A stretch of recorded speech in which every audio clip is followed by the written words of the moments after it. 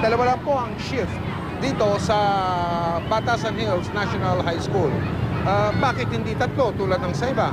Ang ginawa nila ay gumawa sila ng paraan mapagkasya ang mga estudyante sa mga silid-aralan para sa ganon ay makadalawang shift lang imbis na tatlo. Problema po sa paglipat sa mga pampublikong paaralan ng karamihan sa mga reklamong ipinulutulog sa Action Center ng Department of Education at tumutugtog doon ay si Cara David.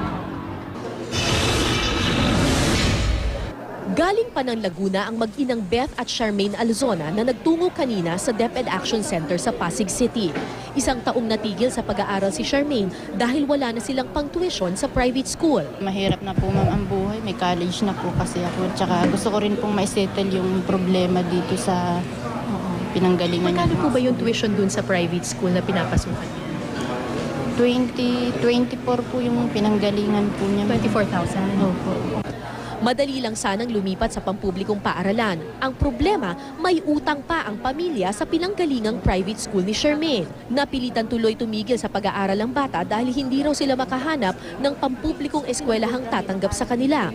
Sa tulong ng DepEd Action Center, hinanapan ng public school sa Laguna ang bata. Makakapag-aral na si Charmaine pero kailangan niyang bayaran ng utang bago siya magtapos ng elementarya. Ang mga tanong tungkol sa requirements sa paglipat mula private papuntang public school ang karaniwang tawag na natatanggap ng DepEd Action Center. Ang pag-transfer ng mga private school students sa pampublikong paaralan ang isa sa mga dahilan kung bakit biglang lumobo ang bilang ng enrollee sa public schools ngayong taon.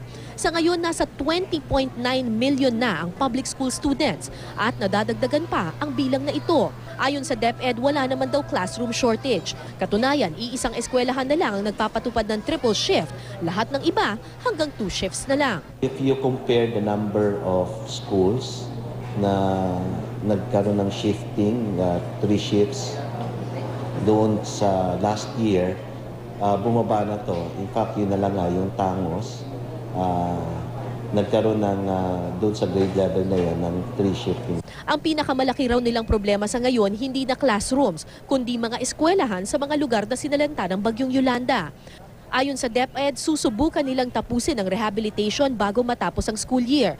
Natatagalan daw ang pagtatayo ng bagong classrooms dahil gusto nila calamity resilient ang mga bagong itatayong eskwelahan.